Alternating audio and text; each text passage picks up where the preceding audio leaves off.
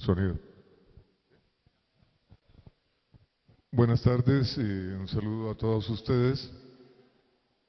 Les damos la bienvenida desde la Secretaría de Cultura, desde la Dirección de Patrimonio, en la celebración de este mes del patrimonio que llevamos a cabo desde el pasado viernes 1 de septiembre. Por favor, les pido un momento de silencio mientras hago la presentación. Un poquito de volumen, por favor.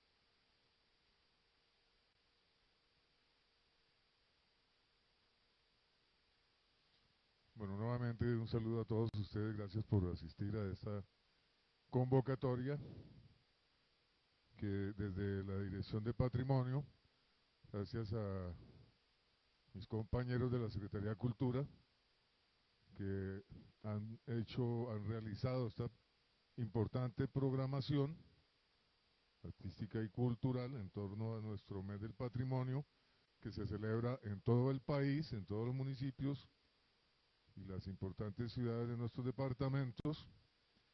Hoy con la presencia del maestro Patrick Morales Tomás. Él es antropólogo con un doctorado en antropología social y hoy vamos a ver un importante tema sobre los patrimonios integrados. Entonces, con ustedes, el doctor Patrick Morales Tomás, bienvenido, muchísimas gracias por estar con nosotros.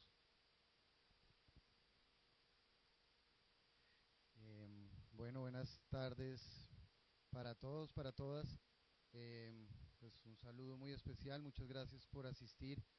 Yo quiero agradecer a la Secretaría de Cultura de Fusagasugá por esta invitación para el mes de patrimonio, agradecer al maestro, a Susan por esta invitación y bueno, pues el tema que yo quiero abordar con ustedes surge de la experiencia de unos 4 años de trabajo que tuvimos en Bogotá cuando yo dirigí el Instituto Distrital de Patrimonio Cultural de Bogotá del año 20 al 23 y ahí tuvimos una serie de experiencias que pues quisiera compartir con ustedes en esa clave que se anunciaba al inicio, que es la clave de lo que llamamos desde Bogotá los patrimonios integrados. Voy a tratar de plantear 2 o 3 ideas, traje unas fotitos, unas pocas fotos para ilustrar algunas ideas y bueno, después por supuesto si hay alguna discusión o preguntas, pues aquí nos podemos quedar discutiendo un ratito. Mm, bueno, lo primero es señalar que pues, si hay un campo que tiene una tradición muy grande es la del patrimonio material, digamos, es una tradición en Colombia muy fuerte, muy importante y durante muchas décadas, digamos, el objeto del campo de lo patrimonial fue la protección de los monumentos, las casas, las viviendas, digamos, las grandes edificaciones que pues, están consideradas bienes de interés cultural y durante mucho tiempo, digamos, todo ese campo del patrimonio se orientó hacia allá. Y bueno, pues eso sin duda es un papel, digamos, es un recorrido que tenemos que agradecer al papel de empezaron a presionar un cambio en el campo del patrimonio. Eso dio origen a una convención, que es la Convención de Patrimonio Cultural Inmaterial de la UNESCO del 2001, donde se traducen mucho en las fiestas, festividades, tradiciones culturales, artesanía. y otras, digamos, más en las tradiciones simbólicas. Entonces, el campo quedó dividido en dos, digamos, en una dualidad entre patrimonio material e inmaterial. Por supuesto, también fueron surgiendo otros campos como el patrimonio arqueológico, el patrimonio natural, pero sería un poquito más tarde, digamos, en principio tenemos el patrimonio material primero y luego el patrimonio inmaterial. Y aquí es importante señalar que uno de los puntos centrales, y la primera idea de lo patrimonial que quiero dejar acá con ustedes, tiene que ver con la valoración. ¿Quién valora el patrimonio? ¿Quién escoge qué es patrimonio? Digamos. En la tradición arquitectónica fue, y esto yo lo digo en serio porque yo lo investigué y con mi colega Ilona lo estuvimos investigando en Colombia, en Bogotá en particular. En Bogotá fueron unos arquitectos que se subieron a un Renault 4 por ahí en los años 90, iban mirando casas y iban diciendo, esta, esta hay que conservarla. Y el lente que tenían era un lente que es el lente clásico de lo patrimonial, es el lente de los, digamos, de los valores estéticos, arquitectónicos y de representatividad, es decir, estaba muy ligado por una valoración ligada a lo monumental, a las grandes edificaciones. Eh, y esto ha empezado a cambiar un poco, señalo, con la Convención de la UNESCO del 2001, pero empezó también con el surgimiento de este campo del patrimonio inmaterial. Eh, Ahora, un poco cuando yo llegué al Instituto de Patrimonio, yo fui el primer antropólogo, no arquitecto, que dirigió el Instituto de Patrimonio de Bogotá. De hecho, en la Dirección de Patrimonio del Ministerio de Cultura siempre han sido arquitectos. No ha habido nunca un antropólogo, siempre han sido arquitectos. Y de alguna manera la gente pensó que con la llegada de un antropólogo a dirigir un instituto, pues, que es bastante grande, el tamaño de Bogotá, mi énfasis iba a ser solamente hacia el patrimonio inmaterial, hacia las prácticas, las festividades, y en realidad nosotros llegamos con una mirada un poquito distinta, que fue lo que llamamos patrimonios integrados. La mirada de patrimonios integrados, si se quiere, y acá quiero ser muy claro porque el concepto de patrimonios integrados ha empezado a movilizar mucho y a mi manera de ver le falta un poquito de claridad en la manera de abordarlo, es más bien un lente para observar ciertos fenómenos. Es un lente distinto, que entiende muy claramente que el patrimonio no funciona por categorías. Por supuesto que el patrimonio no funciona separando lo material de lo inmaterial. Esas son categorías para gestionar y administrar el patrimonio, pero no dan cuenta de la manera como se concibe y cómo se constituye el hecho de lo patrimonial. Es decir, cuando yo llego aquí, por ejemplo, o cuando yo voy a Coburgo y miro esa edificación tan impresionante, yo la interpreto desde mi propia historia, desde mi propia memoria y desde mi propia mirada, es decir, de una serie de valores inmateriales que hacen que yo interprete ese monumento de una manera distinta a como lo hubiera interpretado, si se quiere, hace 30 o 40 años, cuando esas edificaciones parecían no tener valor. Con esto me quiero referir a que cuando uno camina por la calle, el fenómeno patrimonial no está separado entre lo material y lo inmaterial. Uno siempre está interpretando la materialidad desde sus propias preguntas y desde su propia historia de vida, desde su propia memoria. Lo que hay es un entrelazamiento, una interrelación entre patrimonios que realmente produce el hecho patrimonial en la vida cotidiana. Es decir, el patrimonio funciona de esa manera. Otra cosa es que para gestionarlo, las entidades como el Ministerio de Cultura lo tuvieron que separar. Y este hecho de plantear la idea de los patrimonios integrados permite, de una cierta manera, el acceso, y me voy a referir un poquito a eso con algunas de las fotografías,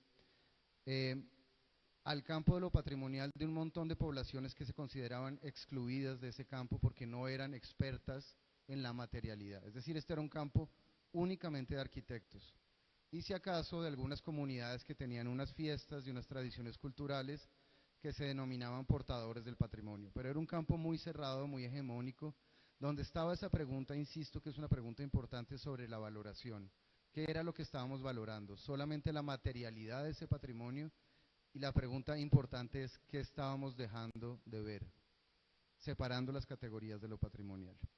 Entonces, en esa perspectiva, de alguna manera, la idea de patrimonios integrados permite restituir la noción que a nosotros nos parecía muy importante en el instituto del vínculo social.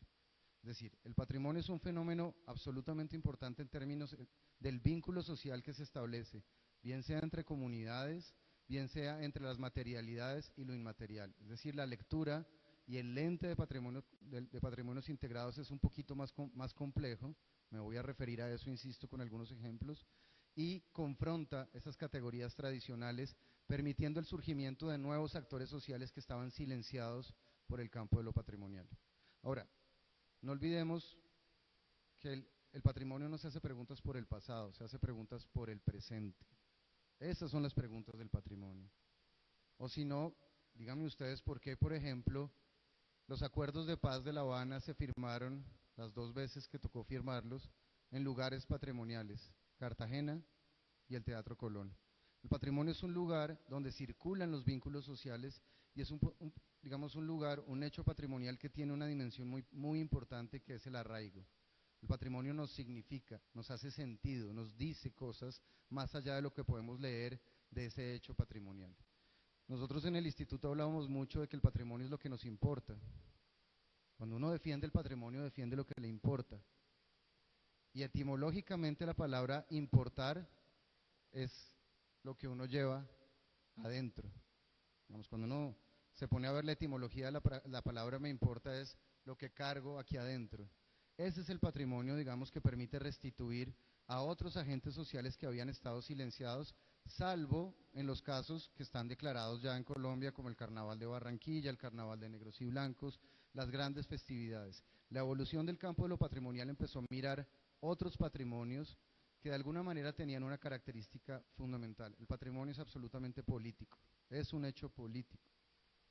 O si no, díganme ustedes por qué en la protesta social que vivimos hace unos años, las primeras líneas de Bogotá se reunían, por ejemplo, en el Monumento a los Héroes. Uno de los puntos más importantes de la reunión de los jóvenes que estaban protestando en el marco de la protesta social fue el Monumento a los Héroes. Y era porque era un lugar que era importante y que era emblemático y que permitía resignificar cierto tipo de reivindicaciones que, insisto, son de preguntas de presente y que tienen un carácter absolutamente político. El patrimonio no es neutro, depende cómo uno lo valore, qué valoración le da uno. Si al patrimonio lo valoran unos jóvenes que están en el marco de la protesta social, les parece que el Bolívar ecuestre que estaba ahí no representaba absolutamente ningún valor para la sociedad. De hecho, por eso lo quemaron. Cuando ustedes veían la protesta social, ese Bolívar ecuestre que pesa más de 3 toneladas, nos tocó retirarlo porque estaba a punto de caerse sobre los manifestantes, lo que hubiera producido una tragedia. Porque ellos no veían en esos monumentos un valor importante, lo estaban interpretando desde las preguntas que tenían en el presente. Y una de las preguntas es que ese patrimonio era incómodo para ellos. O si no, pregúntense ustedes por qué las comunidades del Cauca derribaron el monumento del fundador de Bogotá. Aquí con Ilona mi colega nos tocó vivir ese momento en que derriban el monumento del fundador de Bogotá y nos tocó también responder esa coyuntura. ¿Qué era lo que estaba pasando? Esos jóvenes no se sentían representados en esos monumentos.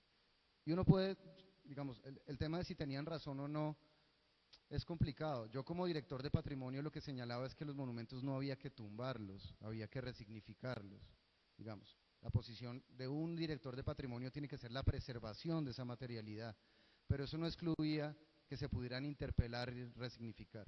La decisión que tomamos como instituto en plena pandemia fue llevarnos al fundador de Bogotá al Museo de Bogotá.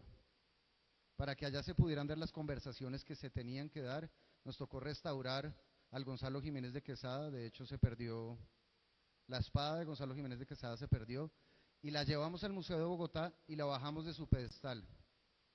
Y no se imaginan ustedes el efecto que hace que un monumento se baje de su pedestal. El Gonzalo Jiménez de Quesada estaba en un pedestal altísimo y cuando lo pusimos en el Museo de Bogotá quedó a la altura de las personas. Y las personas podían tener un diálogo distinto con ese monumento. Ya no era lo que tenemos que mirar hacia arriba, sino que estaba a la misma altura de nosotros. Entonces, yo creo que eso es muy importante, es una característica del patrimonio, es que sí moviliza un montón de preguntas que son políticas y que de alguna manera son importantes para las reivindicaciones de la gente. Entonces, ahí hay una primera idea que quisiera dejar en términos de la valoración y de la idea de los patrimonios integrados, es decir, hagamos un esfuerzo de romper las categorías de lo patrimonial para entender que el patrimonio funciona dándole sentido al presente constantemente, resignificándose desde lo que está en la materialidad y desde lo que está en lo inmaterial. El problema es que todos los instrumentos del patrimonio están pensados por categorías. Todos los instrumentos para gestionar el patrimonio están pensados en esa dualidad. Y ya voy a hablar de un caso que nos puso un reto muy interesante en esa perspectiva. Digamos que el giro que ha dado el patrimonio es un patrimonio que nosotros decíamos hay que desescalar el patrimonio, bajarle la escala al patrimonio y hay que desmonumentalizar el patrimonio, hay que bajarle la mirada hacia lo monumental y concentrarnos en una escala distinta que en el caso de Bogotá, y yo creo que en Fusa también es pertinente, es la escala del barrio. Los patrimonios estaban viendo grandes casas, grandes iglesias, grandes monumentos, pero no se estaban fijando que en Bogotá todavía hay barrios donde hay una vida donde uno conoce al tendero, donde uno conoce al vecino, donde uno sale tranquilo al parque porque sabe que los vecinos están allí y que uno comparte un territorio que tiene una memoria y una historia. La idea de patrimonios integrados es observar con detenimiento como un lente, como un arqueólogo que empieza a mirar qué historia tiene un territorio para de esa manera dar cuenta de las acciones que hay que dar en esa clave de patrimonios integrados.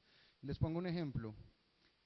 La avenida Comuneros en Bogotá, que corresponde más o menos a la calle 6, es una avenida que rompió toda la comunicación que tenía el sector histórico de la Candelaria, que algunos de ustedes deben conocer, que es el sector colonial que está declarado en Bogotá, con el sector de Belén, que es un poquito más al sur, que también es un barrio muy tradicional, un poquito posterior, digamos, más de origen obrero, después con la construcción de la cervecería Bavaria y otros, aunque la Perseverancia también tiene esta relación, pero los planificadores urbanos que trazaron esa vía no se pusieron a mirar qué relaciones de vecindad había entre los dos barrios, y lo que hicieron fue romper con una avenida, una cosa que era muy importante y generaba un vínculo social y una vecindad que era absolutamente importante para el centro histórico de Bogotá.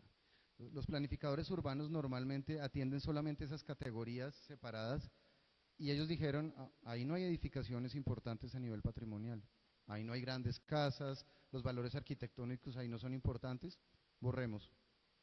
Y eso es porque los planificadores urbanos no están a tendencia mundial de la discusión del patrimonio, que es la vida de barrio. El patrimonio ahora está atendiendo a la pequeña escala de la vida de barrio. Y entonces muchos esfuerzos se están dedicando a conservar la vida de los barrios, porque al final, en estas zonas de expansión de Bogotá o en el centro de Bogotá, uno vive en un edificio y uno no conoce a su vecino.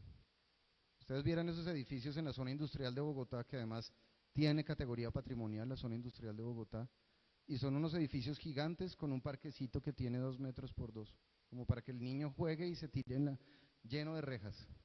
Esos entornos no propician el encuentro entre los ciudadanos, no propician la seguridad, no propician el intercambio, no fortalecen el vínculo social, la relación con los humedales, la relación con el entorno que tenga ese barrio. Entonces un poco el patrimonio está tratando de moverse hacia esos entornos que son un poquito más pequeños en la clave de ordenamiento territorial. Y ustedes saben muy bien que el ordenamiento territorial es muy importante en Colombia por una característica que es solo colombiana. Si aquí se hiciera, por ejemplo, como sucedió en Bogotá, un instrumento de gestión de lo material, que en Colombia se llaman planes especiales de manejo y protección, esos instrumentos son de superior jerarquía al POT. Entonces, el centro de Bogotá, nosotros hicimos un PEMP en Bogotá que atendió a la preservación del centro histórico y de sus valores, atendiendo también a la diferenciación entre unidades de paisaje, características distintas, porque no todo el centro es igual, no se puede darle el mismo tratamiento. En Bogotá, en la Candelaria no rige el POT, rige el PEMP, porque el patrimonio en Colombia es de superior jerarquía en el ordenamiento. Eso es muy colombiano, eso no existe en América Latina. Se reconoce que los instrumentos de ordenamiento en clave patrimonial son más importantes porque preservar el patrimonio es una tarea del Estado que tiene una jerarquía superior en el ordenamiento. Y eso es absolutamente fundamental y, bueno, de eso no traje fotos. Les voy a dar solamente un ejemplo. Nosotros estábamos trabajando en un PEMP, un instrumento de lo material. En Colombia están los PEMP, que son los materiales, y los planes especiales de salvaguardia para lo inmaterial. Y son dos instrumentos distintos. Los dos son de superior jerarquía. Entonces, nosotros nos pusimos a trabajar en un barrio del occidente de Bogotá que se llama Bosa.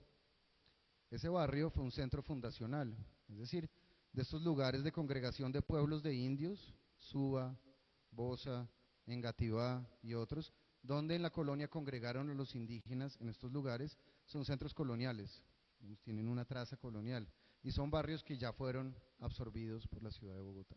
Entonces nosotros dijimos, bueno, vamos a hacer un PEMP en Bosa porque pues hay que preservar ese valor inmaterial, material que tiene. Son 6 cuadras a la redonda con una iglesia colonial muy antigua de 1670. Pero resultó que había unas personas ahí, unos indígenas, muisca, que se reconocen indígenas muisca ahora, que estaban haciendo un trabajo de preservación de los humedales y los cuerpos de agua que tiene Bosa. Porque Bosa es la desembocadura del río Bogotá y era la despensa agrícola en la colonia. Tiene un montón. Es increíble que eso no esté declarado en Bogotá. Los camellones de Bogotá, es decir, los trabajos hidráulicos que hicieron las comunidades indígenas en Bogotá son absolutamente increíbles. En la aerofotografía uno ve que todo ese territorio cerca del aeropuerto estuvo intervenido antes de la colonia, tratando de hacer que el río Bogotá subiera y bajara en determinados momentos para las cosechas y los cultivos. Esos indígenas muiscas nos dijeron, ¿y ustedes por qué solamente van a preservar lo colonial? ¿Y nosotros? Ah, no, ustedes están haciendo un pez, lo inmaterial. Y ellos nos dijeron, un instrumento de lo inmaterial no nos garantiza a nosotros que los urbanizadores piratas no sigan construyendo sobre nuestros humedales y sobre nuestros lugares sagrados. Ahí se veía claramente que hay una tensión que no puede separar lo inmaterial. La reivindicación del pueblo de Bosa era conservar sus lugares sagrados, y son preciosos. Todavía hay unos humedales preciosos ahí, hay unos ríos increíbles, pero el instrumento inmaterial tiene una particularidad y es que no da norma sobre el suelo, solamente lo da el PEMP. Entonces, declarar, por ejemplo, los lugares sagrados del pueblo muisca no aseguraba que ellos no siguieran perdiendo su territorio ancestral. Nos tocaba hacer una mezcla de los dos instrumentos y empezamos a trabajar un poquito en ese sentido. También por una cosa, la mayoría de los centros históricos, los 45 centros históricos declarados en Colombia son coloniales. Son coloniales. Y está muy bien, son muy hermosos. Pero nadie se ha preguntado por qué seguimos declarando solamente lo colonial. Cuando lo colonial, además, y por eso decía al principio que el patrimonio es político, está asociado de todas maneras a una época muy dolorosa, también para los pueblos originarios que estuvieron allí. Es decir, la mirada de la excepcionalidad de la arquitectura colonial olvida que detrás de esas casas hubo desplazamiento de indígenas, sangre, digamos, sangre literal, digamos, para construir esas casas y para desplazar a los indígenas. Y el patrimonio de Colombia sigue siendo en un 80% colonial. Y ahí hay una discusión que tenemos que dar como sociedad. ¿Por qué estamos solo declarando lo colonial y no miramos esos otros patrimonios que también muestran otros actores sociales que resistieron, que estuvieron allí y que continúan resistiendo, como los muisca de Bosa, que lograron que al POT se subiera el sistema de lugares sagrados de ellos, que es un logro muy importante? Pero esa dificultad la teníamos. Sin embargo, donde mejor se entiende tal vez esta idea de patrimonios integrados es en este arbolito. Miren ustedes ese arbolito ahí solo. Eso está en Ciudad Bolívar. Para los que conocen Bogotá, Ciudad Bolívar es la localidad 20, es la localidad, digamos, del sur de Bogotá, que tiene casi 1,5 millones de habitantes, y es la localidad que ha recibido más desplazados de la guerra en Colombia. Pues, los pueblos afro desplazados, la gente que llega sin casa, llega a Ciudad Bolívar. Es un barrio autoconstruido, cosa que es muy interesante. La autoconstrucción de Ciudad Bolívar es un proceso donde la gente se encuentra con su vecino y le dice, venga, ayúdeme a hacer mi casa, yo le doy el sancocho y después yo le ayudo a hacer su casa. Son unas redes de vínculo social y de solidaridad que nos hicieron, y antes de contarle sobre esto, abrir un museo en Bogotá muy interesante que se llama el Museo de la Ciudad Autoconstruida. Es un museo cuyo patrimonio central gira en torno a la autoconstrucción. Y si se fijan, el patrimonio no son las casas, no es que tengan una arquitectura notable, si se quiere. Tienen una cosa muy notable y es que se adaptaron a la montaña de Ciudad Bolívar y llenaron eso de escaleras y de plazas hechas a pulso por la gente, no por el Estado. Entonces, lo que hicimos cuando abrimos el Museo de la Ciudad Autoconstruida en Ciudad Bolívar fue llamar a las organizaciones sociales que construyeran el guión de ese museo, de cómo se autoconstruye y cuál es el valor de la autoconstrucción, y abrimos un museo muy interesante, insisto, donde el patrimonio es una manera de luchar contra el estigma. Si ustedes le preguntan a la gente de Bogotá, ¿vamos a Ciudad Bolívar? Uy, no, yo allá no voy a Ciudad Bolívar, pero ni loco. Hay un estigma muy loco sobre Ciudad Bolívar, es un lugar que sin duda tiene pues por supuesto barrios peligrosos porque es muy marginal, porque el Estado no ha llegado, pero un dato muy interesante, el 90% de los materiales de construcción de Bogotá salieron de las canteras de Ciudad Bolívar, 90%, con el impacto ambiental absolutamente gigante sobre esta localidad. Ellos viven entre arenales y, digamos, depósitos de roca que todavía algunos están abiertos. Entonces, Ciudad Bolívar le entregaba a Bogotá todos los materiales y lo que recibía era el estigma de ser un barrio peligroso, feo, donde no vive. Los liderazgos de Ciudad Bolívar y las organizaciones comunitarias de Ciudad Bolívar son fuertísimas y se encargaron de ese Museo de la Ciudad Autoconstruida, que hoy es un lugar, si tienen oportunidad en Bogotá, cojan el Metrocable, se suben al Metrocable, que es precioso porque uno ve toda la autoconstrucción en vivo y en directo. Es un fenómeno muy interesante porque es un patrimonio que sucede en vivo y en directo. La gente sigue levantando casas en los lugares más precarios que hay. Y uno llega a los 15 días y ve que hay otra casita y otra casita, porque ese patrimonio se sigue moviendo. Y uno llega a ese museo y entiende cuál es la dinámica organizativa de Ciudad Bolívar y eso rompe el paradigma de que el patrimonio es solamente lo material o lo inmaterial. Ahí hay un valor que es la autoconstrucción, es la solidaridad. Y ellos están orgullosos de eso. Y en medio de esa localidad está ese palito, que hoy está declarado como patrimonio de Bogotá. Ese palito es un eucalipto, que además no es propio de esa región. Ahí lo que hay es digamos un ecosistema subxerofítico que es bajito, son unas plantas como espinosas bajitas. Ese eucalipto alguien lo sembró en algún momento y creció solito ahí. Y está en un lugar absolutamente importante que es lo que ustedes ven al fondo, que se ve como una construcción azul, no se ve tanto, es el Liceo Cerros del Sur. Es un liceo, digamos, hecho por la comunidad, que después lo cogió la Secretaría de Educación, pero es un lugar donde los niños venían, el patio de recreo era ese palo del ahorcado. El palo del ahorcado pues, es que, claro, como todos los mitos tienen que ver con el amor, una persona despechada, pues, le dio por ir al palo y dicen que se ahorcó ahí. Pero ese árbol tiene una característica. Número uno, no es de la zona, como los desplazados de Ciudad Bolívar. Número dos, está ahí resistiendo porque los urbanizadores piratas de Ciudad Bolívar, lo que llaman los tierreros, quieren construir ahí. Y a ese palo lo han intentado quemar, las raíces se las han desenterrado porque quieren construir en esos lugares. Ese palo está herido y ha resistido como la gente de Ciudad Bolívar. Así que se convirtió en un referente simbólico absolutamente importante para la gente. Pásame la siguiente, por favor, si puedes pasarla.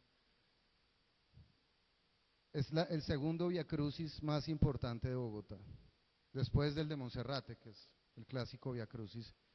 Se reúnen 40.000 personas durante la Semana Santa a pedirle al palo deseos, pues, necesidades, carencias, en un fenómeno absolutamente religioso, pero que también es un fenómeno que reúne a los habitantes de Ciudad Bolívar alrededor de la reivindicación de este arbolito que, pues, valores así que valores que cuando uno ve la foto uno dice como, eso es patrimonio de Bogotá. Y es patrimonio precisamente porque tiene esta fortaleza simbólica de congregar 40.000 personas, pero también estar en un lugar que es absolutamente importante en términos arqueológicos para Bogotá. Ahí hay hallazgos arqueológicos muy importantes. Y es un árbol que reúne, de alguna manera, con el que la gente se identifica. La gente dice, el palo es como nosotros. Y por eso se volvió ese ícono tan importante. En un proceso de 3 años llevamos esto al Consejo de Patrimonio. Y lo que les quería contar es que tuvimos un problema. ¿Cómo lo declaramos? Patrimonio material, patrimonio natural. Es que ese árbol tiene un problema y es que ese árbol va a morir, es un ser vivo. Entonces, es patrimonio natural, patrimonio inmaterial.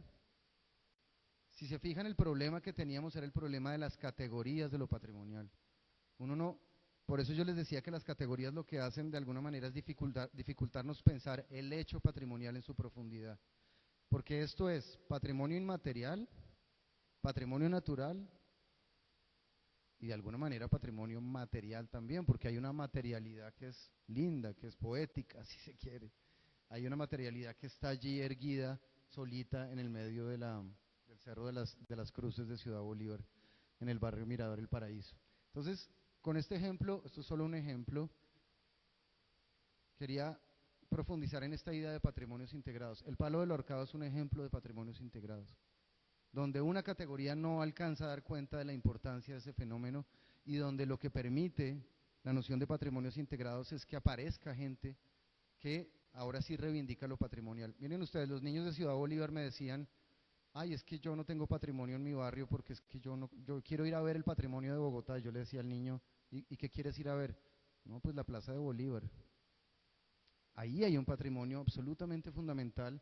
Esto ha causado muertos. Todos los líderes que hicieron esta declaratoria están amenazados, por supuesto, porque pues, lo que pasa en Ciudad Bolívar es mafias, en fin, como pasa en muchas ciudades de Bogotá.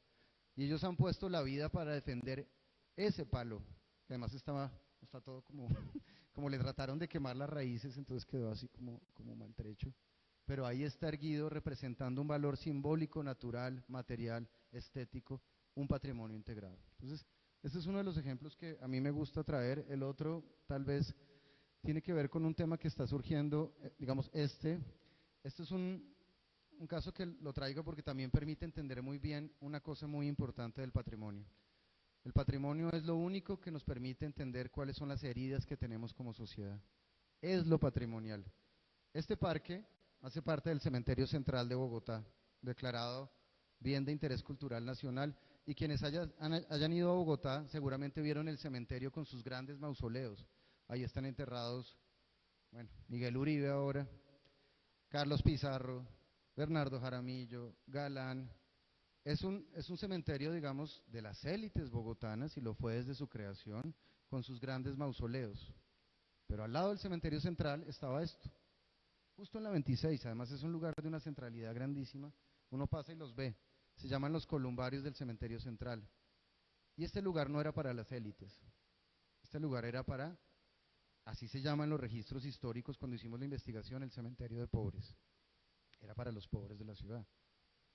Por ejemplo, para la gente que moría en el San Juan de Dios, hablando de patrimonios, terminaban en el cementerio de los pobres, se conoce como columbarios o el cementerio de los pobres.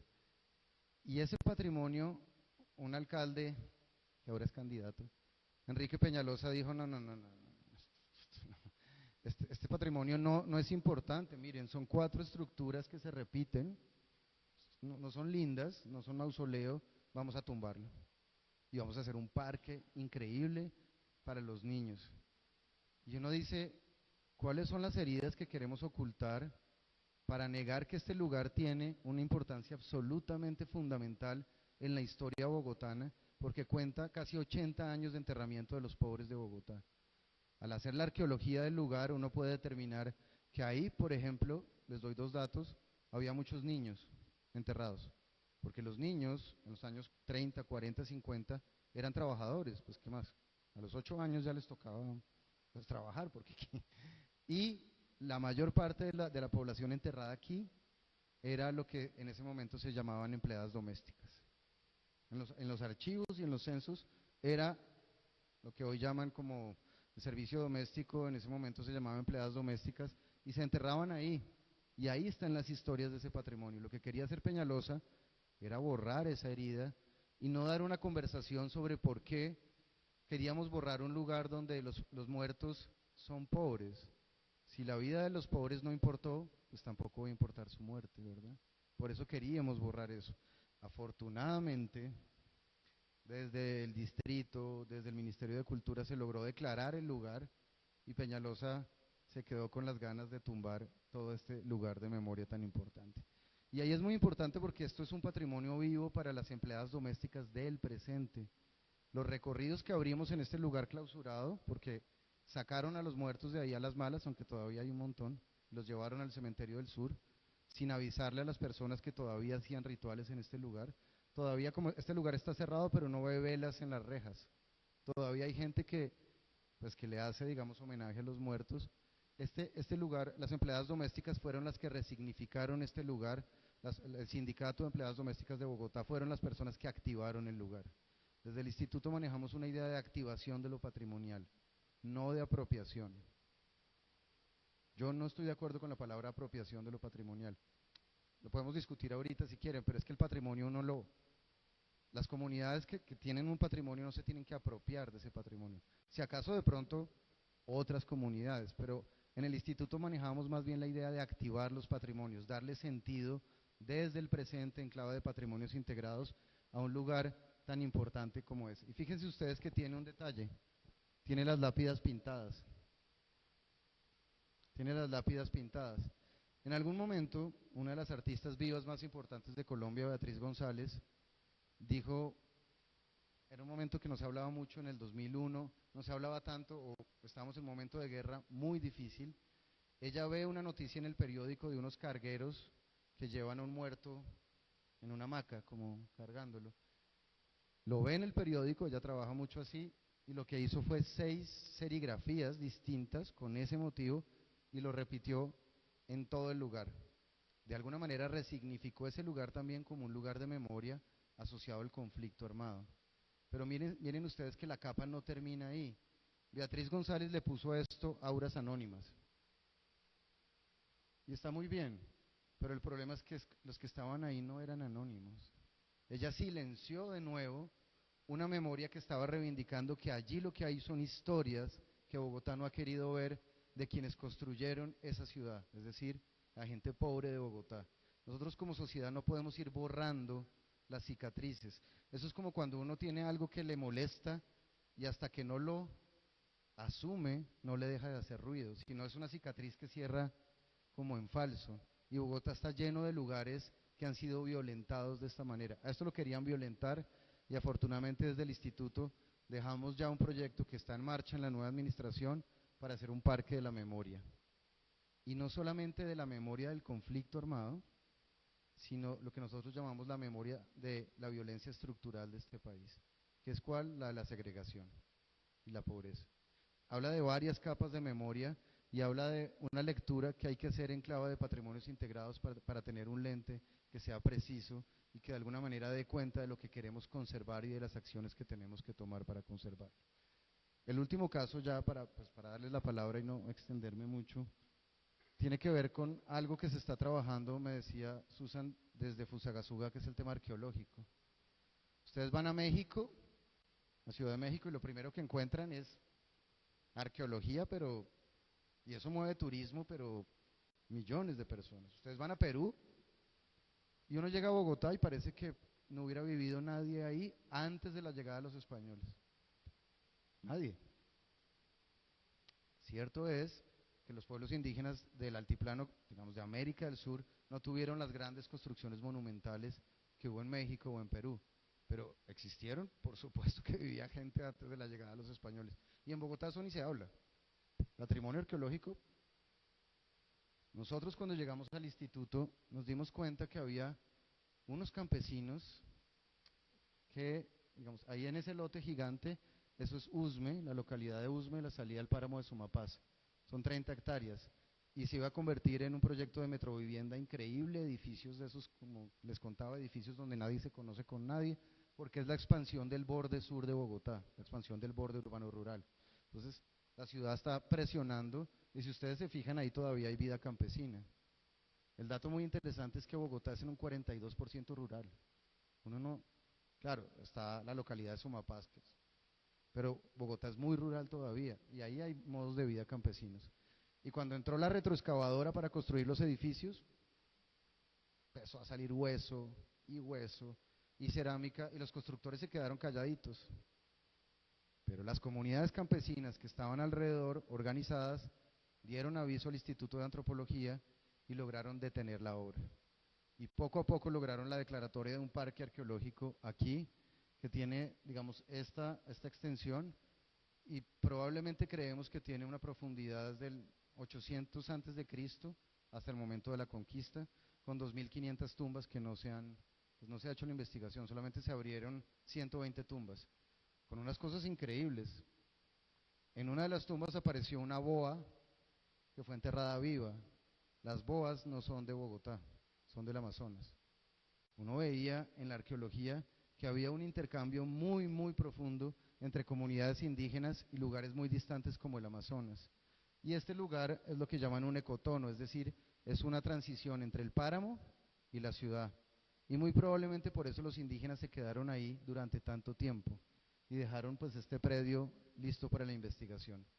Y acá la pregunta, y por eso lo traigo a colación, es que los campesinos que lo defendieron no lo estaban defendiendo solamente por el valor arqueológico. Mira, ahí hay unas, si quieres, pásame la siguiente, que ahí hay unas, no lo estaban defendiendo solamente por el valor arqueológico. Salieron obviamente cosas así, tengo otras fotos, pero lo estaban defendiendo porque declarar este parque de 30 hectáreas permitió que la expansión del borde se parara y permitió entonces que se preservaran en esas veredas que están alrededor de las 30 hectáreas una cantidad de modos de vida campesinos que hoy están defendiendo lo que llaman la plataforma de borde sur de Bogotá, que es una plataforma muy grande que está defendiendo que la escala del patrimonio de la vida campesina en la ciudad. Están defendiendo al final la seguridad alimentaria de Bogotá. Entonces, si se fijan, el argumento no fue, oiga, esto tiene importancia arqueológica. Para los campesinos era, declárenlo por la vía arqueológica, pero eso nos va a permitir proteger nuestro territorio, nuestro modo de vida campesino. Son preguntas de presente y este parque tampoco es patrimonio arqueológico solamente. Alrededor de este parque hay una vida campesina y unos conocimientos campesinos que son inmateriales. Alrededor de este parque hay unas quebradas que alimentan el río Fucha, que es realmente de donde vienen las aguas del río del Sumapaz bajando por Bogotá, es decir, tiene una importancia ecológica fundamental. Este parque es patrimonio arqueológico, patrimonio inmaterial, patrimonio natural a la vez y funciona de manera interdependiente, uno le da sentido al otro. Así que de esta manera, solo con estos ejemplos, yo en general soy muy corto en mis exposiciones porque me gusta más escuchar, quería como conversar sobre esta conclusión que les quiero dejar. No podemos seguir trabajando, es decir, las instituciones como la Secretaría de Cultura está obligada todavía a trabajar con las categorías que hay y con los instrumentos que hay, pero esos instrumentos ya no están acordes con la realidad del patrimonio. No podemos seguir pensando en patrimonio material por un lado y en patrimonio inmaterial por el otro, porque los instrumentos no están dando cuenta para proteger eso. Y por eso les traje el caso del palo del ahorcado anterior. El patrimonio es un asunto que yo creo que puede tener respuestas a los grandes desafíos como el cambio climático. Solamente el patrimonio puede tener esa mirada de preservar lugares que tienen una conciencia de relacionamiento con el entorno natural que nos van a permitir claves para detener, por ejemplo, el cambio climático. El patrimonio es una fuerza democratizadora, es un poco la visión que tenía el instituto. Pasamos de un campo donde solo los arquitectos podían hablar a los chicos de Ciudad Bolívar que decían yo puedo tener un museo y yo puedo ser patrimonio, y todos los guías del Museo de Ciudad Bolívar los escogimos en Ciudad Bolívar. La directora del museo es una chica de Ciudad Bolívar. Pasamos a tener un patrimonio que permite la emergencia de nuevos actores sociales, pasamos a tener un patrimonio que se ocupa del campo de lo político y las reivindicaciones al territorio campesino, al modo de vida campesino, al palo del ahorcado como lugar para estar y seguir viviendo en Ciudad Bolívar libre de violencias, por ejemplo. Pasamos de un patrimonio que era el campo reservado a un patrimonio que se ocupa de las grandes preguntas como ¿por qué no hablamos de los pobres en Bogotá? Cuando nosotros hablábamos del cementerio de pobres, no se imaginan, ahí en el distrito nos decían, pero ¿por qué le dicen cementerio de pobres? Pues porque así se llamaba, además así aparece en las crónicas, pero ¿por qué nos cuesta tanto hablar de las heridas de Bogotá, de la segregación? El patrimonio es un lugar para hablar de esas heridas de Bogotá y para resolverlas. Entonces, yo quiero dejar por ahí para escuchar un poquito más bien reacciones y preguntas a lo que hoy quería compartir con ustedes. Muchas gracias.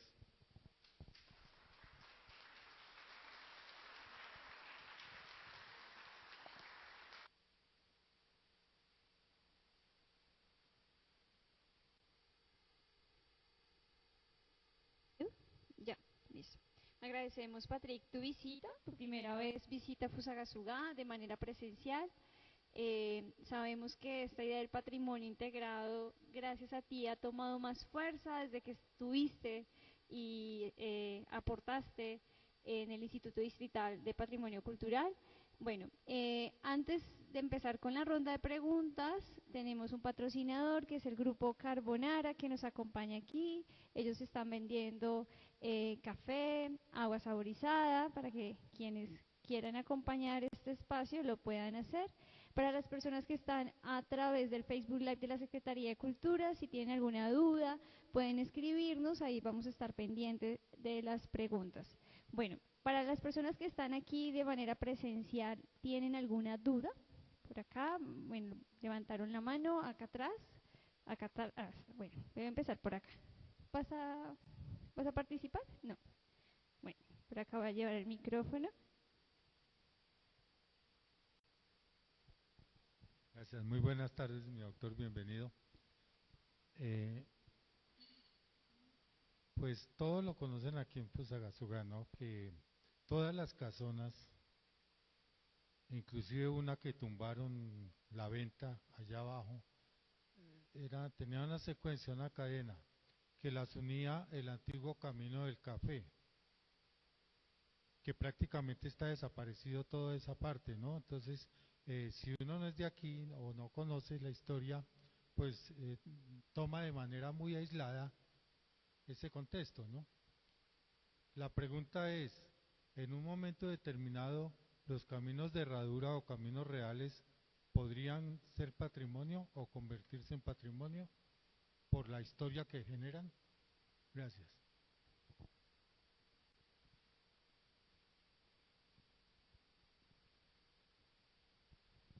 Em, pues de hecho, los caminos reales, en algunos casos considerados como patrimonio arqueológico, no necesitan ni siquiera declaratoria, ¿sabes?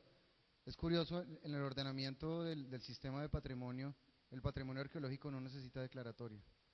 Apenas aparece, ya está declarado. Ese sí tiene una superior jerarquía sobre la jerarquía del patrimonio, que es muy curioso. Entonces sí, son patrimonios sin ninguna duda, ya tienen, digamos, una declaratoria automática, no hay que hacer un acto administrativo ni declararlos. Y a mí los caminos reales me parecen absolutamente fascinantes en esa clave de patrimonios integrados, por ejemplo, porque muestran de alguna manera el dominio de la topografía, las conexiones, la economía, la materialidad de las haciendas que, como tú dices, me parece muy buena tu intervención, el patrimonio es muy difícil verlo como un hecho aislado. Si yo veo este lugar donde estamos, solo porque Susan me contó un poquito y aquí las colegas me estaban contando, yo pienso que es una casa que era aislada y que llegaba de pronto por acá, pero no que tenía una conexión con otros lugares muy importantes asociados, me imagino yo, al tema del café. Trilladoras, lugares, cultivos, casas de las personas que recogían el café. Debía tener una geografía muchísimo más compleja, incluso relacionada con Coburgo. Debía haber una geografía que esos caminos lo que hacen es como poner en relieve. Entonces, a mí los caminos reales me parece uno de los grandes valores. Yo estoy muy sorprendido de este lugar, Coburgo, y de saber, yo no lo es decir, uno hace conciencia que el café fue el motor, digamos, de esto, que al final es el motor de la economía nacional. O sea, Fusagasugá tiene un patrimonio que le puede hablar a todo el país, porque de alguna manera por acá pasaron cosas muy importantes relacionadas con la economía principal de Colombia a lo largo de buena parte del siglo XX incluso. Entonces, sí, y tiene razón, el patrimonio no se puede mirar como un hecho aislado, hay que restituir los sentidos y tal vez la noción de patrimonios integrados sea un lente que nos permita restituir esos sentidos más completos. Acá atrás levantaron la mano. Estoy de patinadora.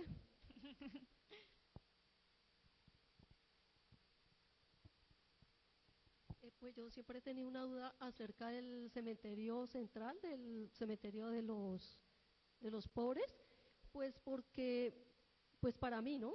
Creo que también, yo digo que, pues ellos ya es como otra historia, pero igual que hubiera sido como un cementerio, pero también que lo vayan actualizando, ¿no? O sea, porque también hay contaminación dentro de, pues hay muertos, entonces eso trae mucha contaminación y mucha infección, y de pronto se prenden muchas enfermedades, es lo que más o menos a lo que yo me refiero. Entonces, de pronto, algo como más moderno, igual preservándolo, pero en otra forma, más o menos es lo que...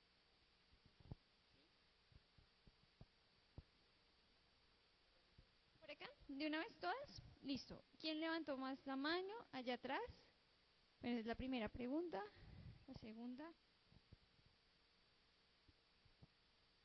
Gracias. Y yo quería saber si de pronto existe alguna herramienta legal, herramientas legales que puedan detener, por ejemplo, las construcciones que se hacen, por ejemplo, en Fusa, que hay una constructora del Gran Gamonal, pues del patrón, se llama Pachón, y ellos están levantando torres de 10, 12 pisos, ¿cómo?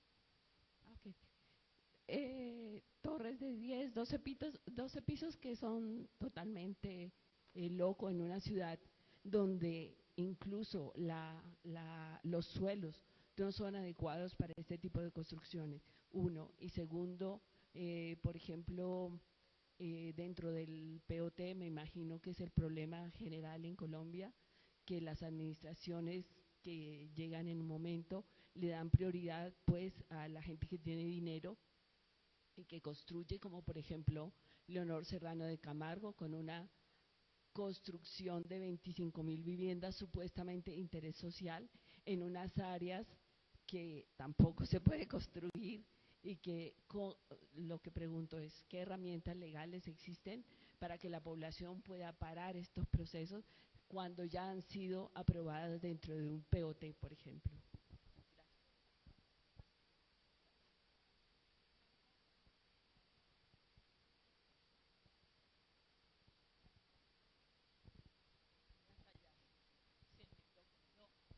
Yo os quería era comentar sobre el tema anterior de los caminos reales, los caminos de piedra, que ese intangible que es la historia contada por nuestros padres, nuestros abuelos, es parte de ese patrimonio que es tan importante recuperar. Y respecto al camino al Cuja, el camino de piedra, hay una historia que contaba mi papá de una señorita, estoy hablando de hace unos 100, unos 90 años, y entonces el camino al Cuja, que tiene el Alto de la Cruz, y ahí hay una cruz muy antigua, era que iban las parejas de novios o las muchachas casamenteras, se iban en caminata hasta allá y describían a su pareja ideal y la dejaban allá puesta en la cruz. Lógicamente los chinos por ahí locos iban y leían y se enteraban. Entonces es un recuerdo bellísimo y tan importante en los caminos en Fusagasugá y tan bellos, y si se hubiera hecho una imagen aérea como las hacen ahora, cómo estarían interconectados y hechos pues por nuestros indígenas. Entonces ese patrimonio intangible ¿cómo se dice?, de las historias orales es bellísimo, y debería también, incluso hubo un proyecto, ¿no?, polaco de reconstruir y de comenzar como a escribir todo eso, pero como de los que de pronto tuvimos gente muy que vivió en esta región y que pues nos lo contaban, ¿no? Ay, no, espera, el profe polaco ya te pasó, señora.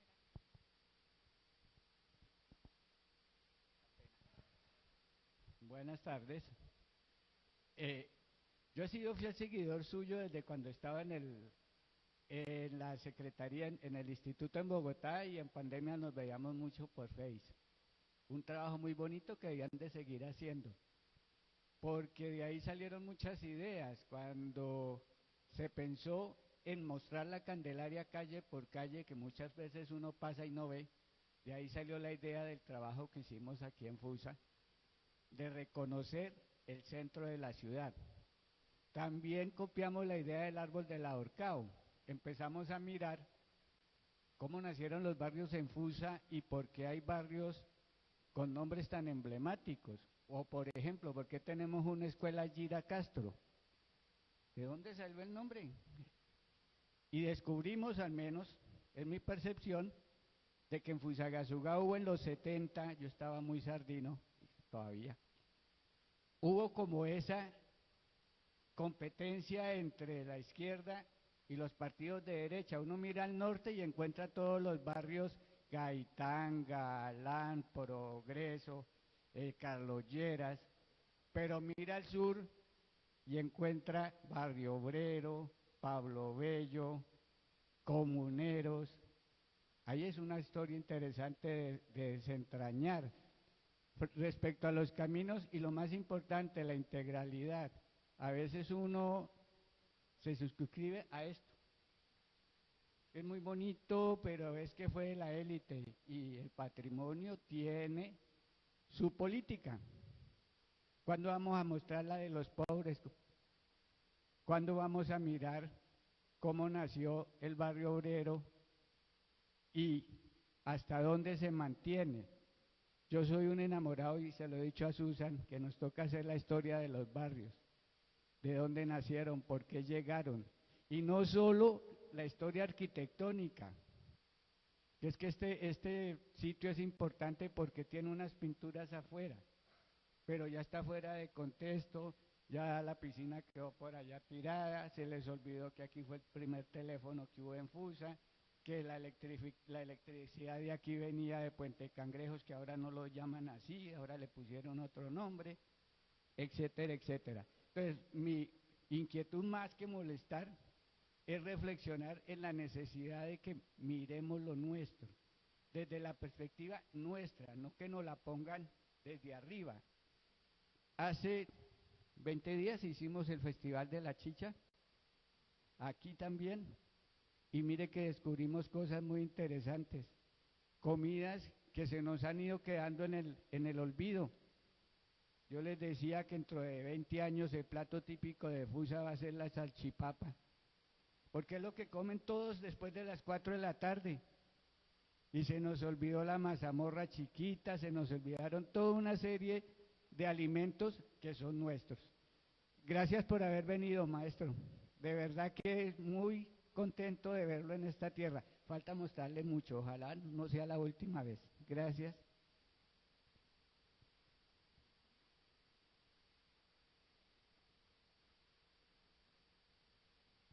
Muchas gracias, buenas tardes.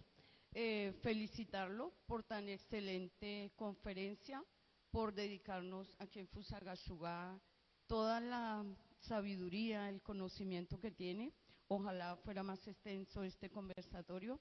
Y pues a mí me ha encantado y algunos no saben por qué, lo del camino de piedra, el pocos metros que nos quedan, porque siendo niños mis papás compraron por ese lado y llegamos a vivir. Entonces tengo recuerdos muy bonitos del camino, entre otros, y polaco y de pronto los que ya tenemos cierta edad, recordamos que el día 25 de diciembre y 1 de enero podría decir que todas las familias del centro de Fusagasugá bajaban a hacer su sancocho al río. Era interminable y es algo que se perdió. El río cambió su cauce, en un momento prohibieron hacer esas comidas allá. Entonces, bueno, pero son recuerdos muy bonitos que tengo. Mi papá tenía vacas desde cuando yo nací porque fue a comprar la leche y vio que le echaban agua, entonces compró la primera. Cuando llegamos allá, porque vivíamos cerca del hospital acá, nos mandaban a dos, uno de mis hermanos y una mujer, uno y uno, desde allá a traer la leche acá cerca a la Ubita. Y uno de niño no era lejos, ahora creo que a muchos les parece lejos, pero son recuerdos y vivencias muy bonitas que tengo de ese camino, de cómo lo conocí. Y qué lástima que los gobiernos no han puesto un interés en que se conserve. En partes lo han intervenido y nadie ha dicho nada. Entonces, creo que eso no debe ser así. Creo que hay un decreto por el cual fue declarado patrimonio, pero hasta ahí quedó, entonces no ha pasado nada. Yo pienso que debemos unirnos y mirar la manera de cómo se sigue conservando. Aquí ya la última, ¿o alguien más tiene preguntas? Atrás.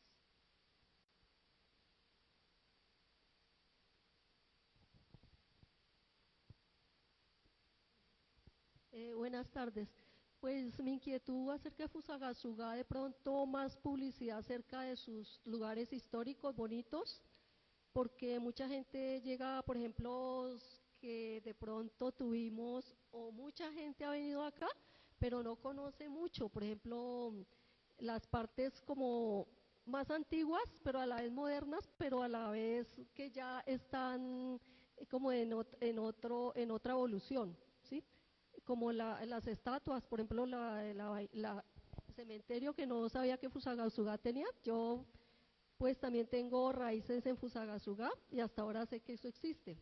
Y otras cuestiones como la parte también de los árboles, de la parte verde, la parte de los pájaros, toda esta, porque creo que Fusa es uno de los pulmones más ricos que tiene Colombia, de aquí salieron para otras partes y por eso hay tanta variedad y también para preservar muchas cosas que no se desaparezcan, más o menos es la idea.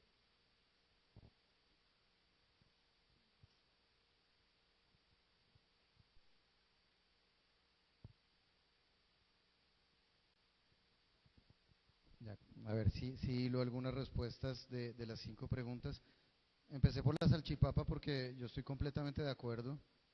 En Valledupar ya la salchipapa es el plato local. O sea, Valledupar ya se acabó la gastronomía absolutamente y ahora es solo salchipapa, digamos, y eso es un riesgo que, pues digamos, desde las instituciones seguramente están trabajando acá con el tema gastronómico, pero no es solo un tema de particularidad, es un tema de seguridad alimentaria. Es decir, ahí hay un tema detrás de no depender, si hay una huelga de salchichas un día, estoy poniendo un ejemplo tonto, pero pues no van a comer nada. Digo, acá hay que comer lo que la tierra también produce, seguramente llegarán otras cosas, pero el tema gastronómico me parece absolutamente fundamental. Columbarios, claro, es una zona con contaminación arqueológica, por supuesto, usted tiene toda la razón, y de hecho, pues lo que hay que hacer ahí es mejor no excavar que excavar, porque los muertos están muy superficiales, entonces va a tocar como hacer una preservación de eso y no abrir, porque tiene un problema muy grande de conservación y de contaminación complejo, pero lo que hay que contar es la historia. Digo, la arqueología no necesariamente se tiene que ver, uno no tiene que ver los muertos para saber que allí hubo muertos, entonces uno lo puede poner con fotos, con historias, pero sí hay un riesgo de contaminación. El uso del suelo, miren, yo les soy franco, digamos, el tema más importante que tiene el patrimonio, más allá de todo lo que hemos hablado, es que el patrimonio tiene una particularidad, si ustedes se fijan, saca a los inmuebles del mercado. Cuando hay una declaratoria de patrimonio, lo que hace es sacarlo del mercado, porque el dueño de esa casa ya no puede hacer, por ejemplo, un edificio, ¿cierto? Entonces el patrimonio es un arma muy potente para extraerse de las dinámicas del mercado, que al final las dinámicas del mercado son el precio del suelo. No hay otra, digamos, en el clave de patrimonio, el tema es el precio del suelo, lo que se valoriza es lo que se empieza a mirar para digamos, sacarle, digamos, especulando o sacándole rédito a eso. Y yo creo que el patrimonio sí es muy importante para eso. De hecho, como lo decía, es de superior jerarquía al POT. Entonces, si ustedes quisieran preservar una zona muy importante de Fusagasugá, que preserve la escala de las casas y que no tape, yo he visto las montañas de Fusagasugá y me sorprenden un montón, pero a veces me volteo y hay un edificio que está tapando la montaña. El patrimonio también es un tema de conos visuales y eso está en la ley también. Acá lo que habría que hacer, Susan, el único que puede controlar la especulación del uso del suelo es el patrimonio. Por eso es que nos quieren tan poquito la Secretaría de Planeación y otros. Digo, las secretarías, no esta en particular, sino las secretarías de planeación. Porque nosotros cuando declaramos algo, lo que hacemos es decir, acá van construcciones de máximo 3 pisos. Y eso para los del mercado sí es como, es muy mal. Nosotros nos tocó pelear mucho, no para declarar, no para hacer el instrumento del centro histórico, que es más fácil, hicimos el instrumento de Teusaquillo, que es una zona de alta valorización en Bogotá. Y sacamos un PEMP que casi la Secretaría de Planeación no, nos tocó hablar con la alcaldesa y todo, porque lo que estábamos haciendo era restringiendo alturas, en una zona que se llama el Parkway de Bogotá, que es una zona que tiene un parque muy bonito y todavía hay como intercambio de vecinos y unas casas de origen judío, en fin, ahí hay un montón de... Y lo que hicimos fue restringir el uso del suelo. ¿Qué hace el patrimonio? Restringe 2 cosas, usos y alturas, entre otras cosas. Y eso es lo más importante, no más de unos. O sea, no más comercios de 1000 metros. En el Parkway lo pusimos un poquito más chiquito. Y no más altura. Y claro, eso se lo cobran a uno los... Yo tuve que ir al Consejo de Bogotá, porque los concejales sí que saben de esos negocios. Digo, no estoy hablando de los de FUSA, yo no los conozco. Los concejales de Bogotá, los concejales de Bogotá sí que saben, y no todos, por supuesto, hay unos muy conscientes de lo patrimonial, pero algunos pues sabían que eso iba a restringir el negocio. Entonces, la respuesta es el patrimonio, y hay instrumentos como los PEMP. Un PEMP restringe, y así el pote lo cambia el alcalde, la norma no le aplica. Esa es la superior jerarquía del patrimonio. Pues me pareció súper bonita la historia de un barrio que tiene tendencia a la izquierda y a la derecha, y eso es lo que pasa, esas son las memorias que se borran. Si un planeador urbano llega a ese barrio, dice, ay no, tumbemos esto de acá para hacer un parque, y lo que está tumbando es una parte de la historia política de Fusagasugá, que según lo que ustedes me hacen entender debió ser complicada también en la época de la violencia. Conservadores, liberales, aquí debe haber historias, y ese barrio es un testimonio de eso. Y eso es muy importante conservarlo, digamos. Entonces, patrimonios integrados, y el lente permite saber que no hay que tumbar sin consultar el territorio. No hay que intervenir sin consultar el territorio. Esa es un poquito la idea. Lo de los caminos reales, cuando yo sea grande me quiero dedicar a preservar los caminos reales. Cuando lleguemos con Ilona ya y hagamos ese trabajo, porque los caminos reales sí que preservan una memoria absolutamente fundamental de este país, que es la entrada de la modernidad y la salida. O sea, por los caminos reales fue que circuló la modernidad de este país, y se superponen a los caminos indígenas. Entonces, lo que muestran los caminos reales es una capa interesantísima de sentidos y de historia, y Fusagasugá tiene mucha suerte de contar con esos caminos todavía.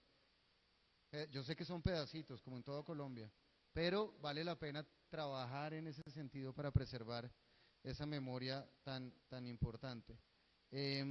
Ya, solo para cerrar, pues, piensen siempre que el patrimonio es lo importante. Cuando uno está asociado a un lugar con los recuerdos de infancia del papá, ese lugar ya se volvió importante para uno. Si uno le borran ese lugar, le están borrando lo que nos define lo humano. Lo humano es una mezcla entre nuestros recuerdos, nuestras preguntas del presente, y acuérdense siempre que la palabra recuerdos, ¿de dónde viene? ¿Ustedes saben de dónde viene etimológicamente la palabra recuerdo? La palabra recuerdo viene de volver a pasar por el corazón, recorderis, volver a pasar por el corazón. Por eso las memorias son tan importantes para nosotros, porque cuando un planificador urbano puede decir, uy, ese parquecito tan feo, vamos a echarle cemento, pero ese parquecito fue donde uno creció, donde el papá le enseñó a montar bicicleta o a jugar trompo.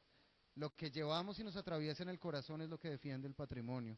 Y este es el llamado y la felicitación también a la Secretaría de Cultura de acá, porque yo veo un equipo muy bueno, muy interesado, y sobre todo una agencia social ciudadana.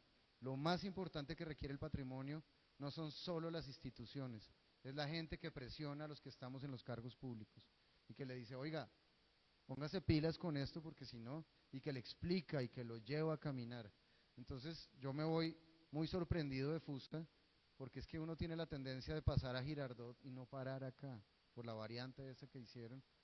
Y yo me llevo una historia que realmente me va a servir mucho a mí en mis reflexiones, en otras conferencias, y como un aprendizaje muy grande de este espacio, y de verdad me siento muy honrado en la invitación de ustedes. Muchas gracias.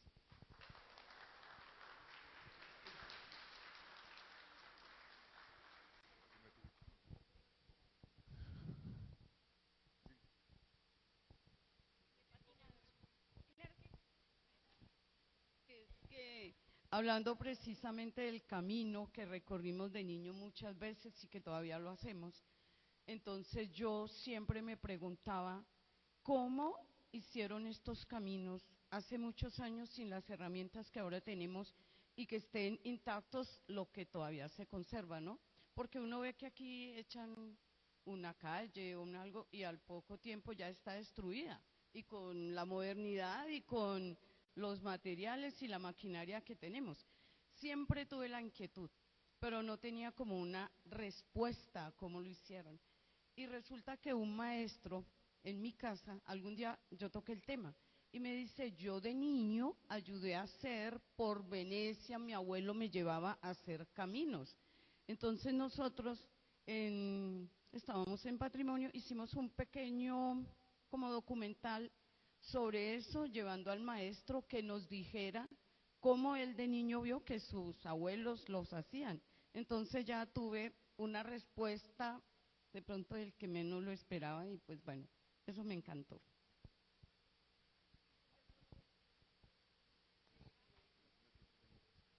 Bueno, quiero darle los agradecimientos desde la Alcaldía Municipal de Fusagasugá, la Secretaría de Cultura, gracias a mis compañeras, compañeros de la Dirección de Patrimonio de la Secretaría de Cultura, maestro muy amable por su conferencia, por su compañía, por este importante mensaje que nos transmite en torno al patrimonio. Siempre será bienvenido a Fusagasugá. Agradezco la presencia de todos ustedes, concejal Elizabeth Sánchez, muchas gracias por acompañarnos. Importante que vengan a visitar la exposición Muisca, que nos ofrece la Sociedad Geográfica de Colombia. Todos los días está abierta para ustedes y este miércoles tenemos una obra de teatro aquí que se llama Camino a la Independencia. Esa obra la vamos a presentar en la mañana y en la tarde para que ustedes vengan y disfruten del teatro, que es una obra que ofrece la Escuela de Artes Escénicas, Teatro de la Secretaría de Cultura, y es una obra en torno a la expresión femenina en los movimientos independentistas de Colombia. Entonces ustedes, bienvenidos todos, inviten a sus familias, a sus amigos, que todos se sumen a este mes del patrimonio. Doctor, muy amable, muchísimas gracias, siempre bienvenido a todos ustedes, muy amables. Muchísimas gracias.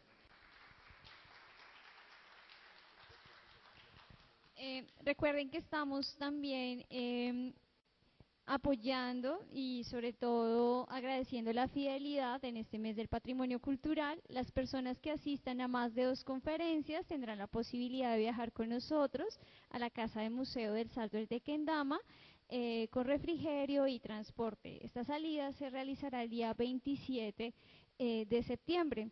Tendremos otras conferencias. Vamos a descargar la programación. Por una cuestión ambiental preferimos en PDF, vía WhatsApp, vía internet. Escriban Secretaría de Cultura de Fusagasugá en Google y ahí pueden descargar absolutamente toda la programación del mes. Como dice el maestro, tendremos 2 momentos el día miércoles, 2 funciones. A las 10 de la mañana aquí en la Quinta Balmoral y a las 3 de la tarde para ver el proceso de la independencia contada desde las mujeres. Además de una mujer que escribió durante la época de independencia, Josefa Acevedo y Gómez, que ella habitó en la Hacienda El Chocho cuando era jurisdicción de Fusagasugá. Entonces, bienvenidos y muchas gracias por asistir.